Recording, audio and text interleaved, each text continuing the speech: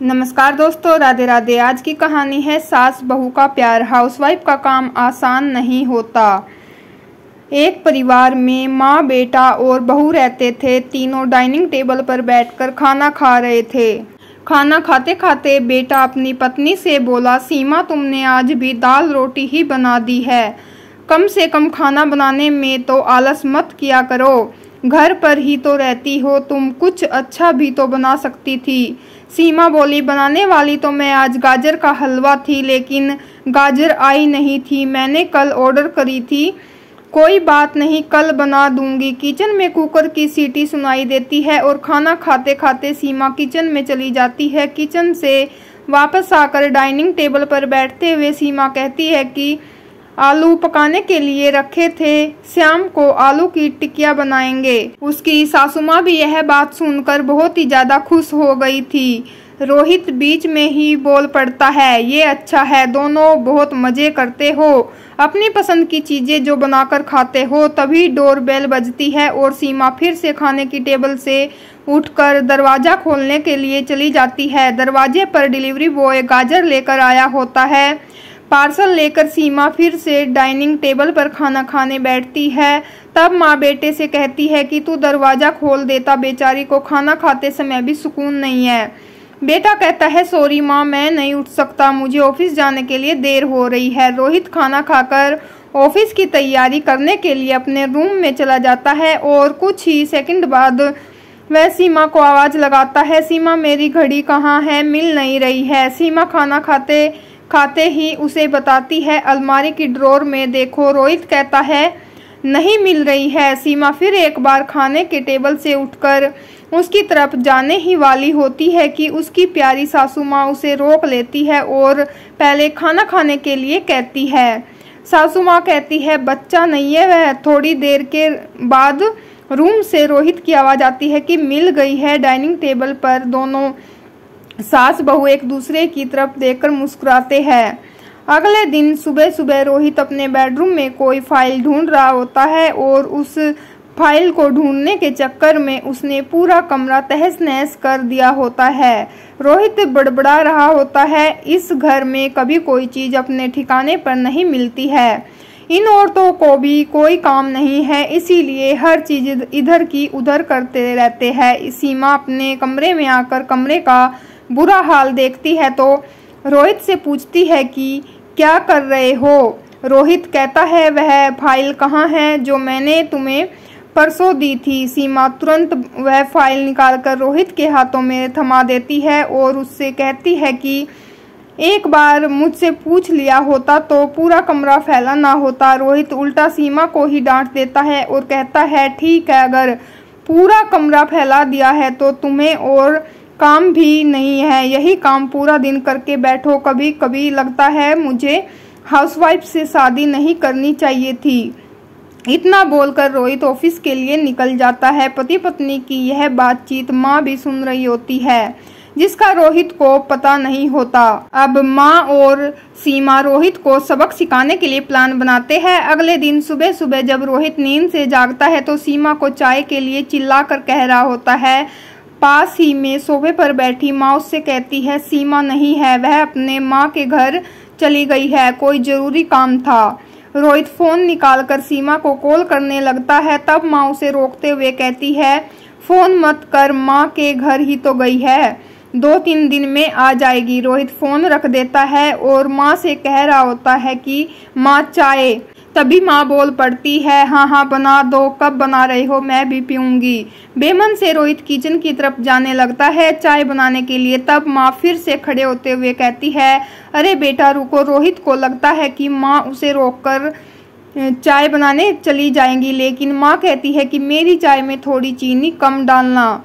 रोहित चाय बनाकर लाता है। माँ और बेटा दोनों चाय पी रहे होते हैं। तब माँ बोलती है, अच्छी बनाई है, लेकिन सीमा जो चाय बनाती है उसमें तुलसी की कुछ पत्तियां डाल देती है, उसका स्वाद ही अलग हो जाता है। बेटा कोई दिक्कत नहीं, अगली बार जब तू चाय बनाएगा तो ध्यान रखना। रोहित माँ की तरफ देखता ही रह जाता है।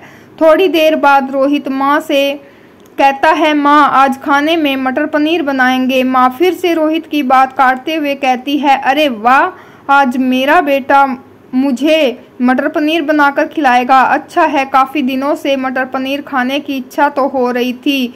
रोहित कहता है, अरे माँ, मैं तुम्हें मटर पनीर बनाने के लिए कह रहा था। माँ कहती है, नहीं बेटा, मेरे घुटनों में बहुत दर्द रहता है, मैं इतने घंटों तक किचन में खड़ी नहीं रह सकती। रोहित अपना फ़ोन निकाल कर रेस्टोरेंट से ऑर्डर करने लगता है। तब माँ उसे रोकते हुए कहती है, इस उम्र में मेरा पाचन अच्छा नहीं रहता है बेटा, मुझे परेशानी हो जाती है और तुम मुझे बाहर का खाना खिलाना चाहते हो। तू तो अपनी माँ से प्यार ही नहीं करता। रोहित ना चाहते हुए भी घर का खाना बनाने के लिए किचन में चला जाता है। 1 घंटे बाद खाना बन के तैयार हो जाता है। रोहित 2 थाली में खाना परोसकर माँ के पास आता है। माँ देखती है कि रोहित ने दाल रोटी बनाई है। माँ रोहित से कहती है, अरे बेटा, तू तो मटर पनीर बनाने वाला था ना। रोहित कहता है, माँ, यह आसान था बनाने के लिए। माँ कहती है, सीमा होती तो मुझे आज मटर पनीर बनाकर ही खिलाती। चलो कोई बात नहीं, मैं कहाँ हर दिन मटर पनीर खाती हूँ, आज भी दाल रोटी ही खा लूंगी। आ बैठ, साथ में मिलकर खाते हैं। दोनों बैठकर खाना खाने लगते हैं। रोहित ने पहला निवाला मुंह में रखा ही होता है कि माँ उसे कहती है, अरे बेटा, दाल में थोड़ा सा नमक कम है, जाकर जरा नमक लेकर आ। रोहित खाते खाते उठता है और किचन से जाकर नमक लेकर माँ को देता है, फिर अपना खाना खाने बैठता है। बीच में ही माँ खांसने लगती है और रोहित से कहती है, अरे बेटा, खाना गले में अटक गया है, थोड़ा पानी लेकर आ। रोहित फिर से खाना खाते खाते उठता है और पानी लाकर माँ को देता है। इन सब से रोहित के चेहरे पर परेशानी साफ देखी जा सकती थी। रोहित को अब महसूस भी हो रहा होता है कि जैसा बर्ताव वह सीमा के साथ करता था, उसे कितना बुरा लगता होगा। हालांकि सीमा के मुंह पर कभी उसने सिकन भी नहीं देखी थी। माँ यही नहीं रुकती। खाना खाके हो जाने पर माँ रोहित को थालियां धोने के लिए कहती है। फिर माँ अपने बेड पर आराम करने के लिए चली जाती है। तब रोहित को चादर ओढ़ आने के लिए कहती है। उसके बाद जब रोहित रूम से जा रहा था, तब उसे रोककर एसी कम करने के लिए कहती है। इन सब कामों से आप परेशान हो जाता है, लेकिन कुछ बोल नहीं पाता। अगले दिन सवेरे सवेरे रोहित खाना बनाने के लिए सब्जियां काट रहा होता है, लेकिन उसका ध्यान सब्जियों पर नहीं होता। वह सीमा के बारे में सोच रहा होता है और पछतावा कर रहा होता है कि वह कितना गलत था कि हाउसवाइफ का काम आसान होता है।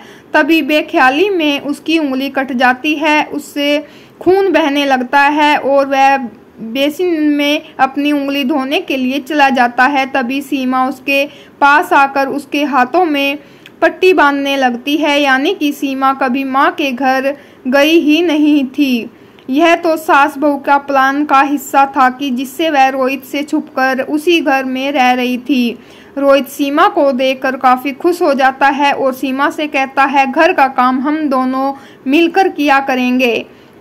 सीमा पूछती है, ऐसा क्यों? रोहित कहता है कि मैं घर का काम सीख जाऊंगा और घर अगर हम दोनों का है तो घर का काम भी हम दोनों का ही होना चाहिए। और रोहित को अपनी गलतियों का एहसास होता है और वह सीमा से बोलता है कि हाउसवाइफ का काम सबसे ज़्यादा कठिन है और हाथ जोड़कर वह सीमा से माफ़ी मांगता है और अपनी माँ का धन्यवाद करता है। आज की कहानी आप लोगों को कैसी लगी कमेंट करके जरूर बताएं। अगर वीडियो अच्छी लगी तो वीडियो को लाइक करें, शेयर करें, चैनल पर न्यू हो तो सब्सक्राइब जरूर कीजिएगा फ्रेंड्स। मैं आप लोगों से मिलती हूँ नेक्स्ट वीडियो में, तब तक के लिए राधे राधे, जय माता दी।